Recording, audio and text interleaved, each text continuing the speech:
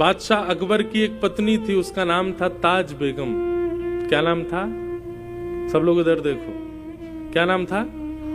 ताज बेगम। तो पहली बार दर्शन करने के लिए ताज गई हैं। विराजा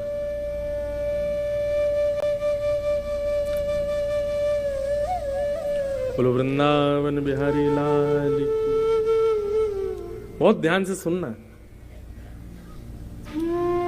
ताज बेगम पहली बार अकबर के साथ गोवर्धन गई। अच्छा, अकबर के ऊपर एक चीज तो लगती है कभी कभी, अकबर के ऊपर कृपा तो थी ठाकुर जी की। वो वृंदावन भी जाता था, गोवर्धन भी जाता था तो वो अकबर ही, पर उसको संतों के दर्शन खूब हुए। स्वामी श्री हरदास जी ने बड़ी कृपा की, गुसाई विठलनाथ जी का बड़ा आश्रय प्राप्त हुआ अकबर को। था तो वो मुगल, लेकिन उसके शासन में, अब मेरे पढ़ने में ना आई हो तो बात अलग है, लेकिन जहां तक मैंने देखा कि उसने कभी मंदिरों को और किसी भी हिंदू वैदिक सनातनी को कभी ज्यादा कष्ट तो नहीं दिया। दर्शन आदि करने देता था सबको। आपके ओरछा के राजा मधुकर शाह जी भी मित्र थे अकबर के। तो अकबर ऐसे कभी कभी दिग्विजय के लिए घूमने जाता था। गोवर्धन गया, गुसाई जी से प्रार्थना की कि हमको श्रीनाथ जी का दर्शन करना है। गुसाई जी बोले देखो हमारे मंदिर का निधान है, विधान है कि केवल वैदिक हिंदू ही भीतर प्रवेश कर सकते हैं भगवान। तो आपको दर्शन की यदि इच्छा है तो हमने एक ना मंदिर में खिड़की बनवा रखी है, वहां से हम दिखा देंगे ठाकुर जी आपको। अकबर बोला वहीं से दिखा दो।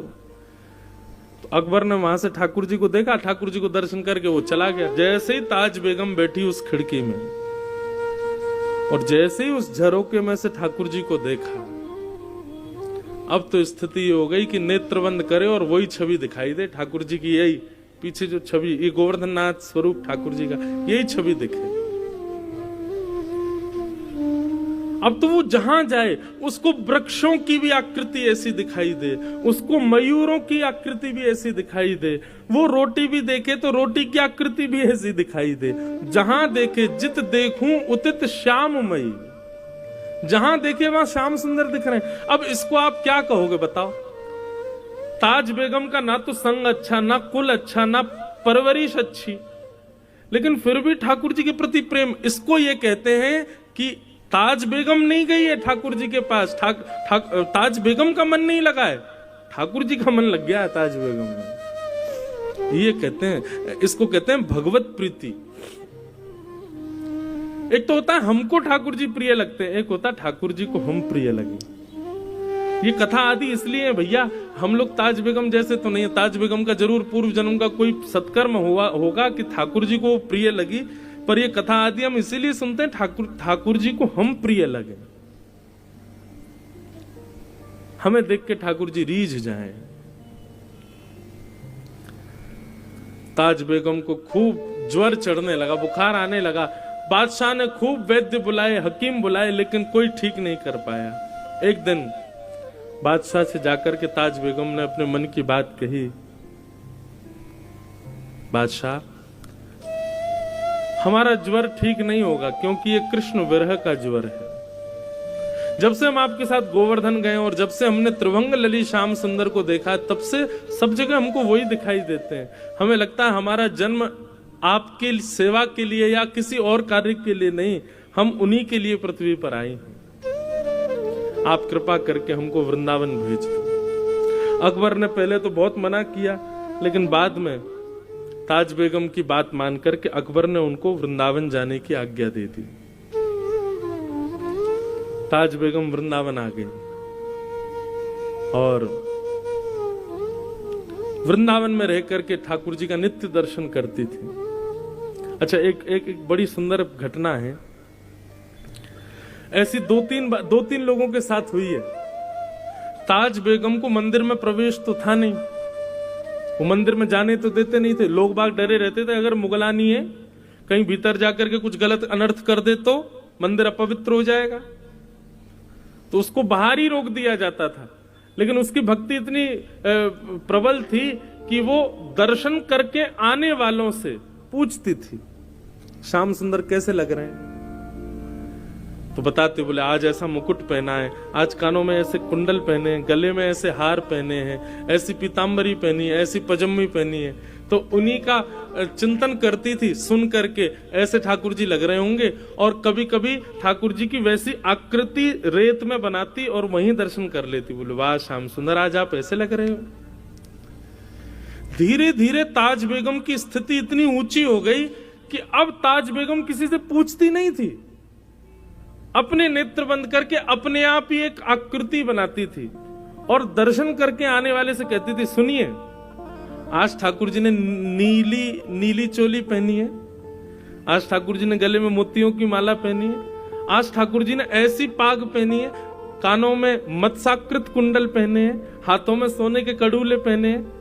और दर्शनार्थी बता, हाँ बिल्कुल ठाकुर जी ने ऐसे ही पहने। तो ताज बेगम आनंदित हो जाती, जय हो मेरे लाल।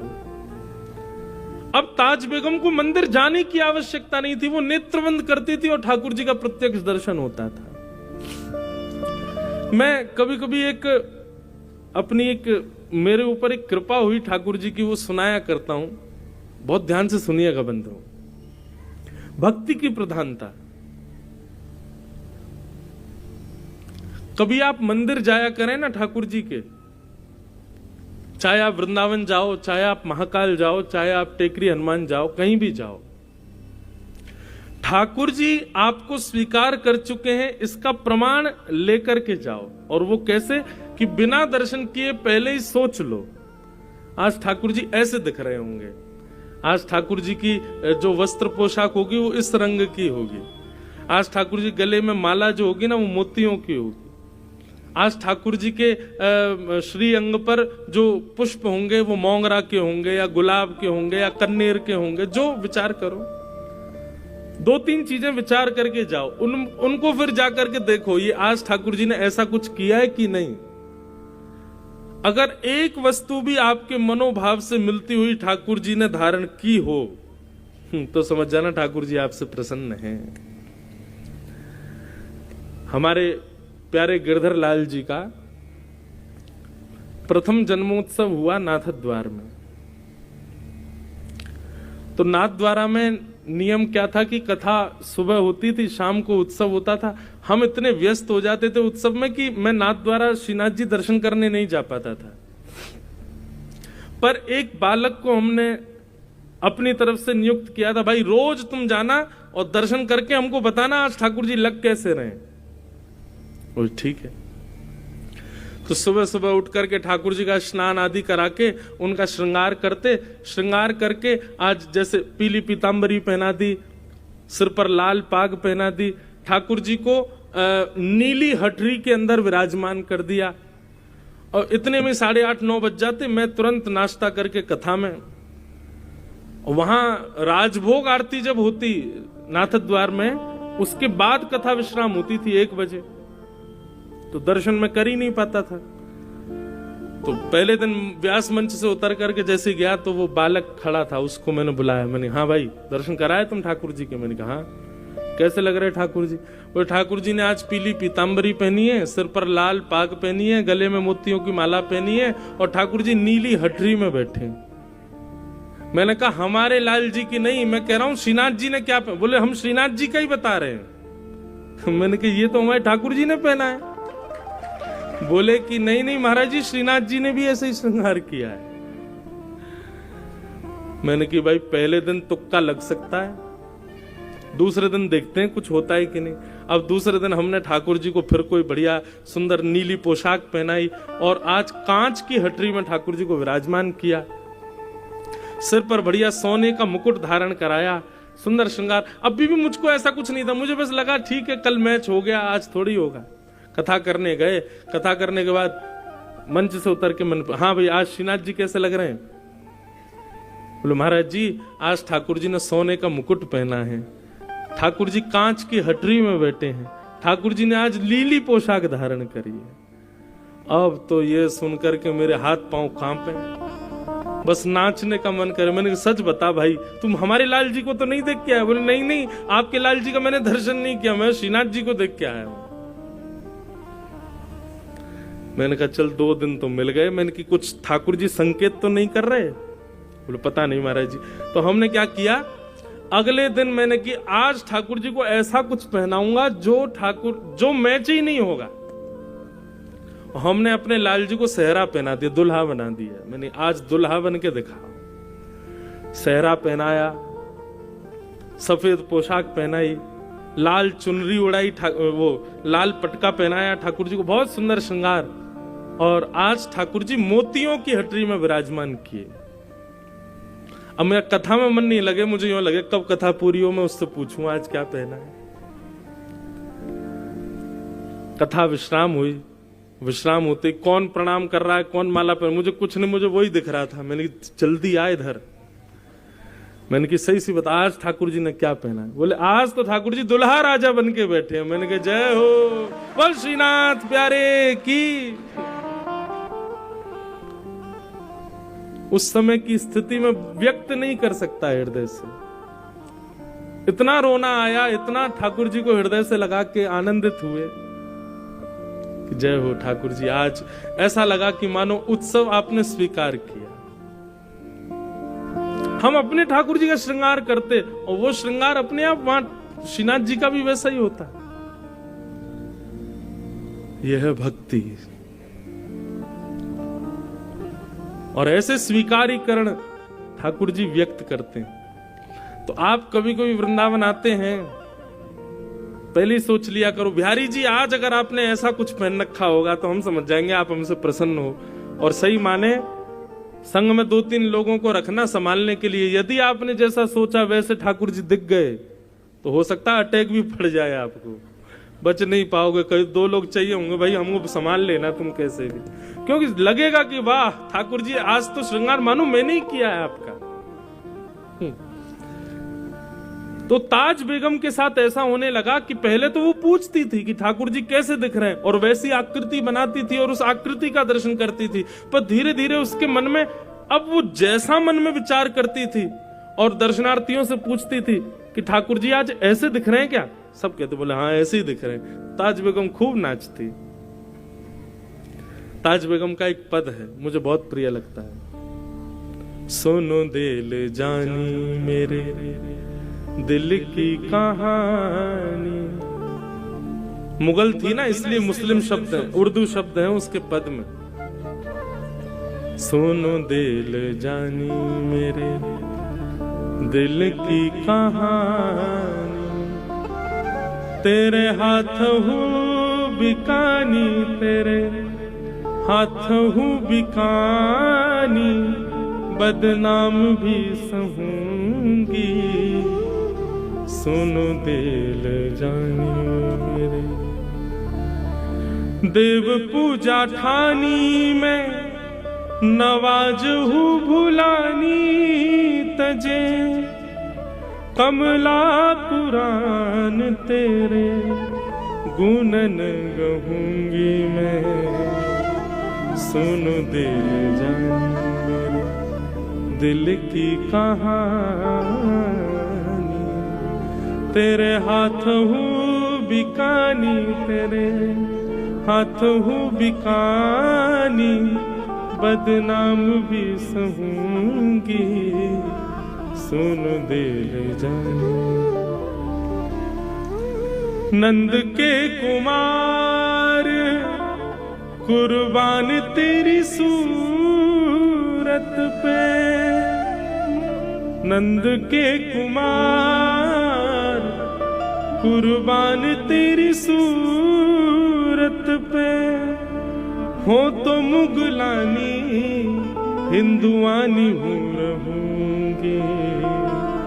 सुनो दिल जानी मेरे दिल की कहानी, तेरे हाथ हूँ बिकानी, तेरे हाथ हूँ बिकानी, बदनाम भी सहूंगी।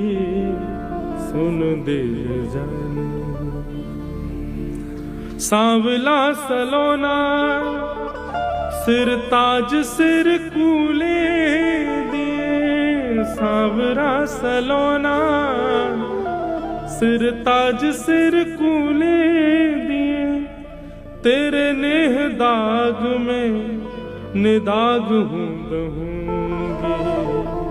सुन दिल जाने मेरे दिल की कहानी, तेरे हाथों हूँ बिकानी बदन नाम भी सहूंगी।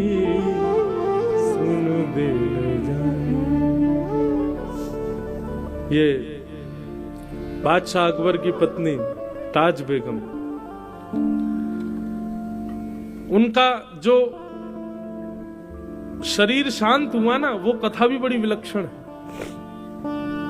होली का दिन पूरे ब्रजमंडल में रंग धमार हो रही थी और ताज बेगम अपनी कुटिया में बैठे बैठे ठाकुर जी का दर्शन कर रही है।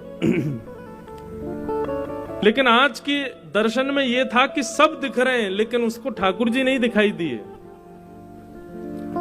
बहुत ध्यान से सुनना। ताज बेगम एक पद लिखती है धमार का, आज भी नाथद द्वार में होली वाले दिन जब ठाकुर जी के कपाट खुलते हैं ना, तो ताज बेगम की धमार गाई जाती है ठाकुर जी के आगे, जो ताज बेगम ने लिखी, अपने अंतिम शब्द थे उसके।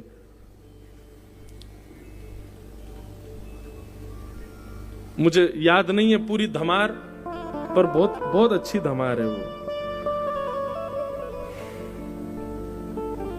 बहुरी ढप बाज रहे, ऐसे उसका प्रारंभ है। बहुरी ढप बाज रहे, ढप बजते हैं ना हमारे वृंदावन में जब होली होती है, तो गाते गाते वो पूरे ब्रज का वर्णन करती है। नंद बाबा अबीर उड़ा रहे हैं, यशोदा मैया गुलाल उड़ा रही हैं, गोपियां एक दूसरे के गाल पे गुलाल लगा रही हैं। अरे कहां तक गए, गैया भी एक दूसरे से अपने अंग को रिगड़ करके होली खेल रही हैं।